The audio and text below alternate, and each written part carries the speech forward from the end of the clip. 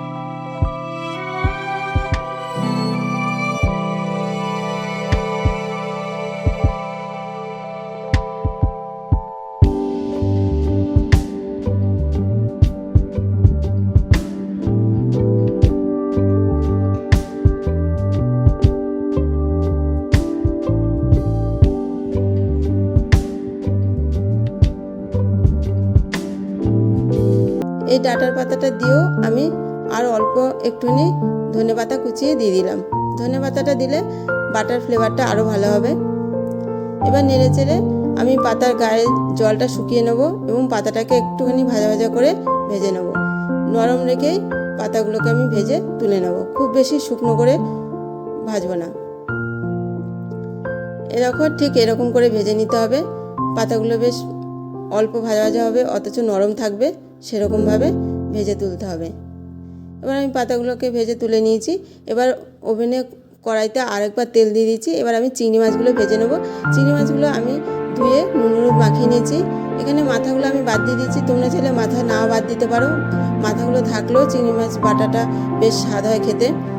এবার আমি নেড়ে চেড়ে লাল করে চিংড়ি মাছগুলোকে ভেজে নিয়েছি। এবার চিংড়ি মাছগুলোকে আমি তুলে নেব।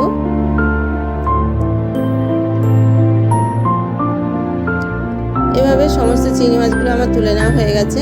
এবার আমি এই পাতা, মশলা এবং চিংড়ি মাছ সমস্ত মিক্সিং বলে দিয়ে ভালো করে পেস্ট করে নেব। তোমরা এই পাতা বাটাটা যদি নিরামিষভাবে খাও তাহলে কালো জিরে, সাদা জিরে, গোলমরিচ, কাঁচা লঙ্কা, শুকনো লঙ্কা আর একটু ধনে পাতা দিয়ে পাতাগুলো ঠিক এই পদ্ধতিতে সেদ্ধ করে ভেজে নেবে, তাহলে সেই বাটাটাও খেতে দারুণ স্বাদ হয়। এবার মিক্সিং বলে আমার বাটাটা হয়ে গেছে। কেমন মিহি হয়েছে দেখে নাও। ঠিক এরকম মিহি করে বেটে নিলে বাটাটা খেতে খুব স্বাদ হয়। এবার আমি বাটাটা মিক্সিং বোল থেকে তুলে ডিশে নিচ্ছি, আর দেখে নাও কেমন শুকনো করে বাটাটা তৈরি হয়েছে। ঠিক এরকম শুকনো করে নিতে হবে। তোমরা যদি নরম খেতে চাও তাহলে কড়াইতে পাতাটাকে একটু কম টেলে নরম করে নেওয়া হবে, আর যদি একটু শুকনো খেতে চাও তাহলে একটু বেশি করে টেলে শুকনো করে নেওয়া হবে, তাহলেই বাটাটা পারফেক্ট তৈরি হবে। এবার ঠিক এরকম শুকনো করে বাটলেই চিংড়ি মাছের বাটাটা দারুণ হয়, দারুণ ফ্লেভারও হয়, খেতেও খুব স্বাদ হয়।